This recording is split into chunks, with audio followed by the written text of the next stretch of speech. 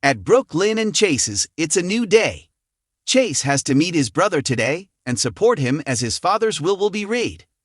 He also wants to make sure he doesn't reach for another drink. Chase knows this isn't how they should be spending their honeymoon. Brooklyn says they'll get to Italy one day, and what's important now is being there for Finn and their family. Finn stops by Alexa's place. They hug, and she is sad she missed the wedding. Finn tells her it wasn't perfect, but it was close. There was a moment he thought his dad wouldn't be able to finish, but Tracy and Violet got him back on track. Alexis cries. She's so glad Gregory's last day was beautiful, and they embrace again. Finn tells her how it happened, the events of the day, and that he drank a third of a bottle of bourbon. Alexis isn't shocked as he slipped the night before, and he woke up to a tragic loss, so he had a reason to break his sobriety. He says it doesn't excuse what he did. Alexis says she's learned that excuses don't amount to much. He knows she suffered a loss too. She admits she wanted to drink, but she didn't. She thinks it might be a two-a-day meeting kind of thing for them for a while. He agrees. He was at a meeting this morning, and he won't drink again. She says for now. Alexis tells him to always remember that they have each other. Diane stops by later. She says she is sorry about Gregory. Alexis explains she called him last night and found out about him from Chase. Alexis asks if there is anything from the Court of Appeals. Diane says not yet, but they made a strong case that her disbarment was not about the law, but Ava and Fergus' need for revenge. She plans to file a harassment charge against him later today. Alexis tells her about her run-in with Fergus, and how she thinks this is about his guilt from being estranged from both his brothers when they died. She doesn't know why his guilt is aimed at her when Harmony killed his brothers. Diane has an appointment with Finn about Gregory's will, and Alexis is glad he retained her despite what happened with Finn and the hospital lawsuit.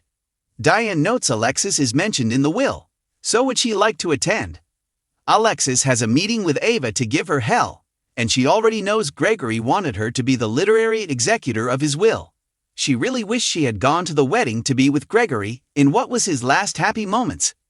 At the hospital, Finn finds Liz in the break room. He apologizes for how he treated her and wishes he had the words to say how sorry he is.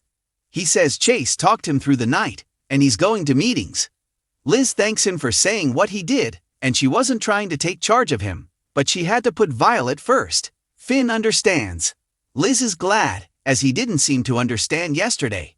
Liz says Violet has always been his first concern, but yesterday, he acted like she was something that belonged to him that she couldn't take. She's never seen that side of him before, and she never thought he was capable of it. Finn promises she'll never see that side of him again, and thanks her for looking out for Violet. He gets a text, Chase is here, and they are meeting Diane in his office to read his father's will. Chase and Finn meet in his office. Finn tells his brother he went to a meeting this morning, and Chase is glad. He trusts him to take care of himself and Violet. Diane arrives to read the will, and in it, Gregory names Chase the executor. Chase is a little shocked. She goes on to say that Alexis will be his literary executor. He wants his sons to split his estate, except his library, which goes to Violet. He also asks to be cremated and have his ashes scattered near his favorite tree in the park. He wants them to focus on life, not death or a hole in the ground. Chase and Finn agree to carry out his last wishes. Later, Liz checks in on Finn, who is catching up on paperwork. She asks about the will, and he tells her his dad wants an open-air memorial service instead of a funeral. Liz says that sounds beautiful, and asks when his next meeting is. He says in an hour. Liz offers to pick up Violet from school. Finn thanks her. Chase returns home and tells Brooklyn about the will.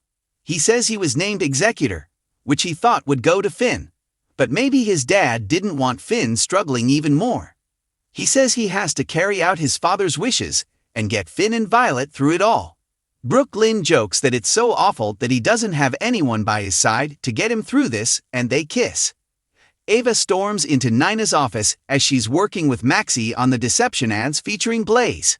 Ava tells Nina that she broke their deal and she didn't put her artist in the magazine. Nina says she'll publish her artist in the next issue. She says she had to make space for a piece on Willow's new job. Ava scoffs that Willow doesn't even talk to her.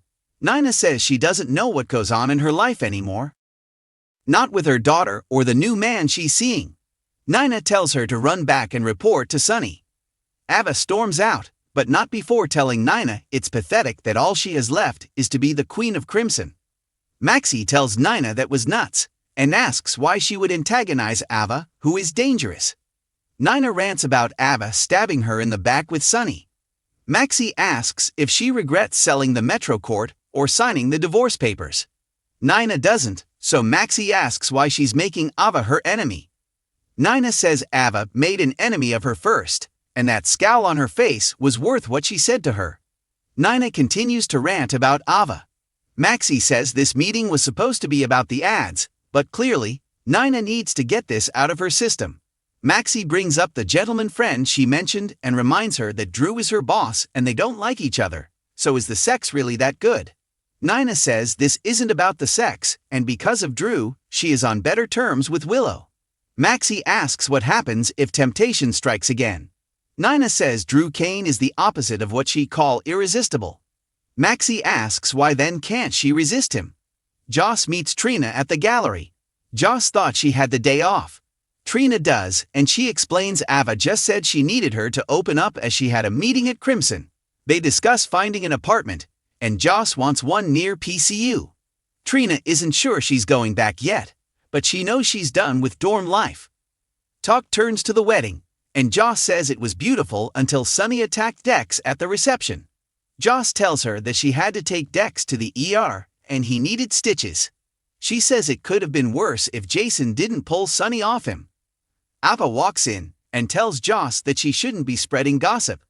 Joss says it's not gossip, she was there, as was Christina, who saw it too and is devastated. Ava says Christina is highly emotional now that she's in her 3rd trimester, and it seems like everything escalated thanks to Jason. Joss defends Jason, and Trina steps in and says this conversation isn't going anywhere and she and Joss should go. Joss tells Trina she's right, and Ava doesn't know what happened as she wasn't invited to the wedding, and she can't fathom why. Later, Alexis stops in and says she met an old friend of Ava's in Albany, Fergus Byrne, the man she hired to get her disbarred. Ava wonders how he is doing, as guesses he must be having a good day. Alexis asks why she remained anonymous, as she thought she'd be thrilled to be the known cause of her life and career exploding. Ava tells Alexis she's responsible for that. Alexis asks why she did this. Ava says she destroyed Julian. She used his love for her to manipulate him over and over. Alexis points out Julian did his fair share of manipulating her. Ava asks if she's really still blaming Julian for everything that happened to her. Alexis says she's not. She's blaming Ava for getting her disbarred. Ava gloats, "Did I call the bar? Yeah. Did I tell them you committed perjury?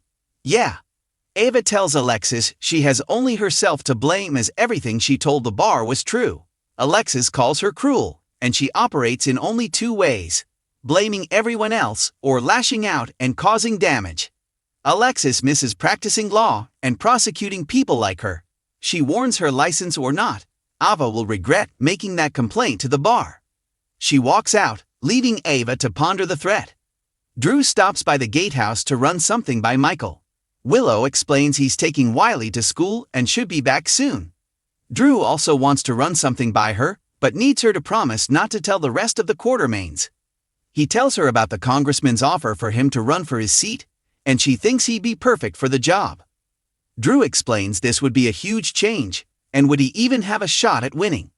Willow thinks the government needs people like him, people who go out of their way to help people.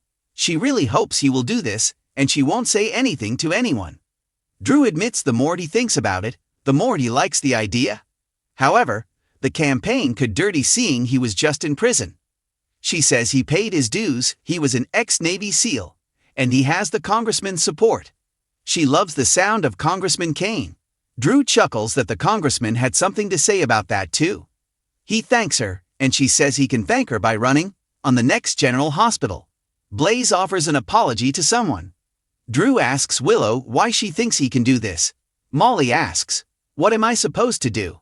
Spinelli tells Maxie he has to regretfully decline. Dante tells someone they have a decision to make. Sam tells Christina she believes she'll do the right thing, even at a cost to Sunny. Sunny walks up to Dex in the park, and Dex says if this is an ambush, then he won't take in lying down. For weeks, General Hospital has been building to the unthinkable. The soap showed us over and over again how unstable Sunny had become since Valentin secretly had his bipolar medication dosage altered. We've seen how violent he can get. Just look at poor Dex's face. Now the storyline is bound to climax in tragedy. The only question is, who does Sunny kill? The mobster has already threatened both Dex and Jason's lives, so obviously, they are the likeliest victims. In fact, on Thursday, May 30, Sunny seeks out Dex, and we're wincing already. The following day, Jason once again puts himself in the line of fire when he dares to push Sunny's buttons. If he pushes too far, kaboom! And there would certainly be story to be mined if Sunny took either of them out. Anna would potentially have the ammo that she needs to get the gangster off of the streets of Port Charles for good. Carly and Jocelyn would no doubt try to turn the whole family against the Don. He could to alleviate his guilt by mentoring Danny on the ways of the underworld. But no way would the show kill off either of those characters. It just got Steve Burton back as Jason amid all kinds of hoopla. And now that Sprina is defunct, Dex and Jocelyn are the young couple on General Hospital. Throw obstacles at them, sure. But a casket? No, especially not since Jocelyn already buried one boyfriend. Rip Oscar. A likelier scenario is that an unhinged Sunny takes aim at one of the traitors and winds up harming someone that he never intended to.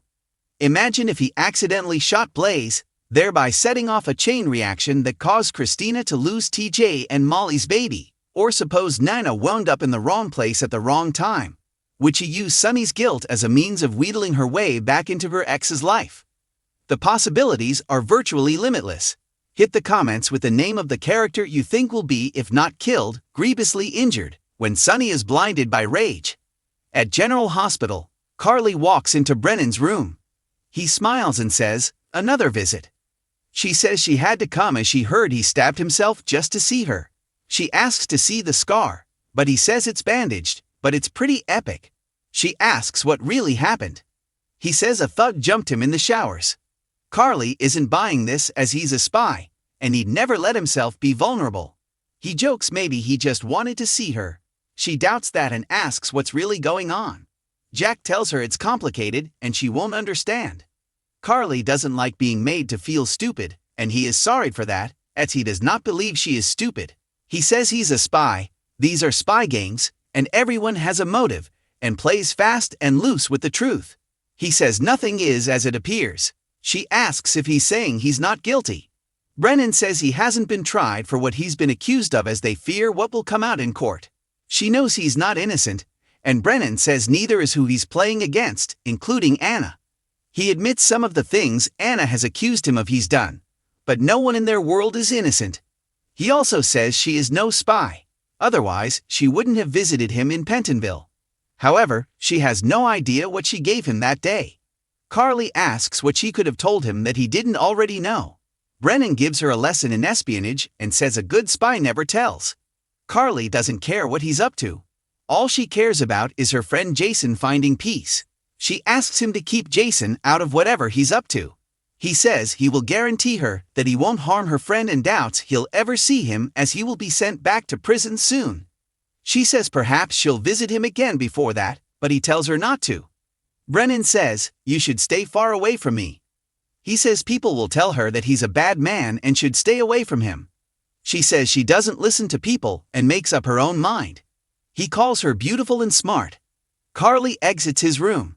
At Chase and Brooke Lynn's place, he looks at Gregory's gift and feels he should be doing something, but all he wants to do is sit here. She says that's what he should do then, and she'll unpack their suitcases.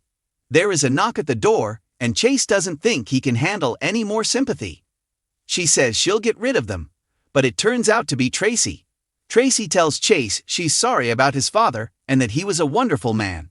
She also brought them something, some fancy Italian wine.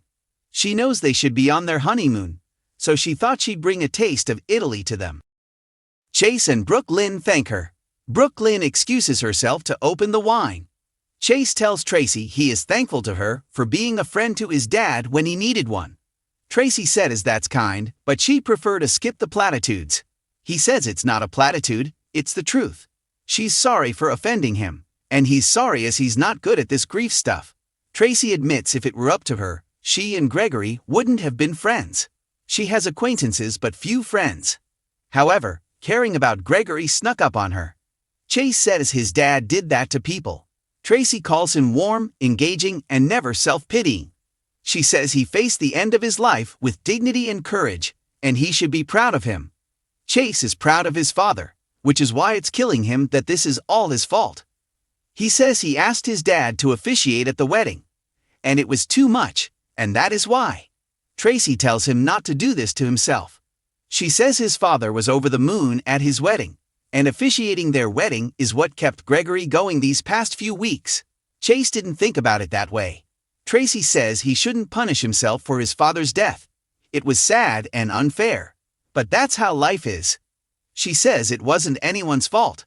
She admits she never heard his father brag, except when it came to his sons.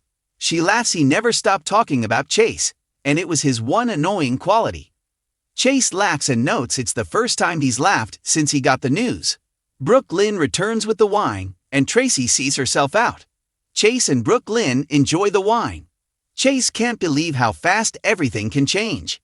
He knows he is in pain, but it must be worse for Finn as Dad was the last parent he had. He is sitting here drinking, so how can he blame Finn for doing the same? Brooke Lynn says their situations aren't the same, and Finn is in recovery. Chase tells her what he and Finn talked about when she was out with Violet. He says Finn was the one who found Dad, and he doesn't want to add to his problems. He thinks he can get Finn through this without him needing another drink. She promises to support him through this.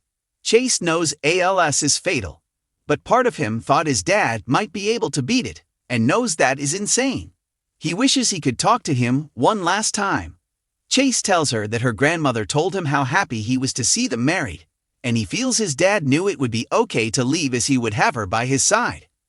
She says, always. Sam visits Spinelli at his workspace. He's been thinking about what they discussed, and he has to emphasize that tangling with the FBI is highly ill-advised. Sam asks if he's saying he doesn't want to help her. He feels going behind Jason's back is wrong and doesn't understand what could have forced him to be an FBI informant. Sam doesn't know, which is what they need to find out. Sam says she can't do this alone. She can't hack into the FBI on her own, which is why she needs him. Spinelli says that whatever the FBI has against Jason, they are likely protecting it with strict protocols. Sam isn't asking him to do this for her or Jason, but for Danny. She doesn't know what he'll do if he loses Jason again. He asks if she is really willing to risk her freedom, and she is for Danny. Maxie arrives and is surprised to see Sam. Sam asks Spinelli to think about what she said and leaves. Maxie wonders what that was about. Spinelli confesses all and admits that he's having second thoughts, and her entrance was well-timed and gives him time to think it over. Maxie says what the FBI is doing is insane, and she understands Sam's motives, but isn't this a felony? He says it is, so Maxie says this could put him at risk and injure his family. He says that's why he will turn Sam down if she wants him to. Maxie asks if she wasn't in the equation, would he help Sam? Spinelli says he would. She tells him to do it but to be careful, and if there is a sign the FBI is onto him, then he needs to abandon ship. He promises. Maxie says she and the kids need him, and they all miss him living with them, so she invites him over to dinner. Anna visits Jason at his place to discuss what happened between Sonny and Dex at the wedding. She says Dex told her what happened, and he's not pressing charged. She agrees with that move as Sonny would only serve 2 years, and it's better to wait for a charge that carries a longer sentence. He asks why she's here then.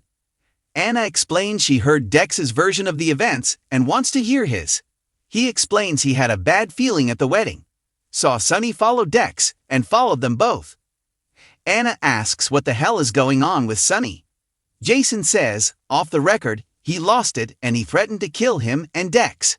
Anna doesn't understand how Sonny allowed this to happen in a public place where anyone could have seen it. Anna asks if he thinks Sonny would try and have him and Dex killed. In Albany, Fergus finds Alexis dining by herself. He sits down at her table, and she thinks he's following her.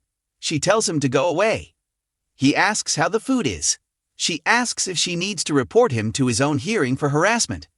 Fergus says he'll leave her, but asks why she is appealing her disbarment now after all these years.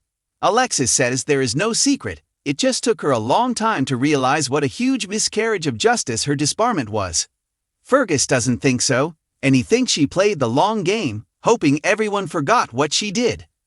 Alexis asks what his real motive for making sure she couldn't practice law was.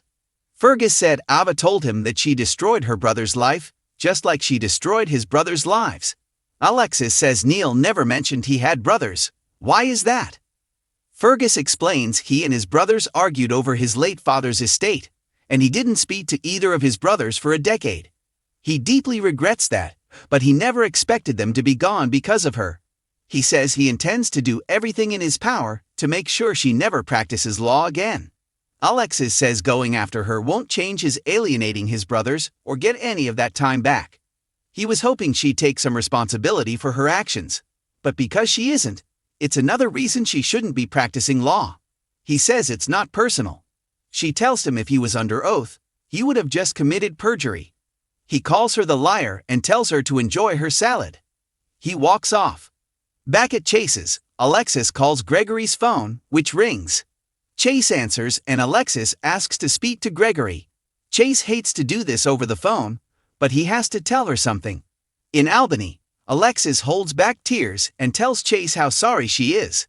She asks if there is anything she can do to let her know and to take care of himself. After getting off the phone, Alexis holds Gregory's medal up to her heart. On the next General Hospital, Brooke Lynn tells Chase, there's no stopping it. At the gallery, Joss is with Trina and Ava tells her that she of all people should know not to spread gossip. Lids tells Finn, I honestly didn't think you were capable of it. Drew asks Willow to promise not to tell the rest of the Quartermaines. Nina says to Maxie, it was almost worth a little arsenic. Daytime was rocked once again on May 25 when former General Hospital star Johnny Wachter, ex-Brando, was shot and killed during the early morning hours. After leaving his bartending job, the actor and a female coworker came upon three men trying to steal parts from his car. Without confrontation, Wachter stepped in front of his friend to shield her and was shot and killed by one of the thieves. Now, his family is speaking out about the horrific and senseless loss.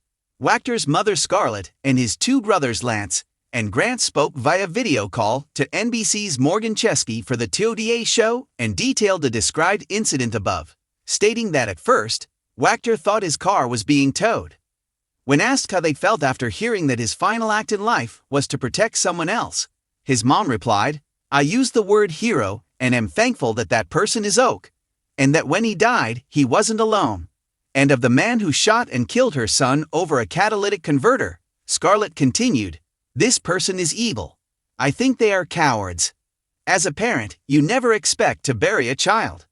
In closing, Chesky's co-host, Hoda Kotb, asked if Scarlett had mentioned how she and the family are coping with this loss, to which he replied, in the midst of this incredible grief.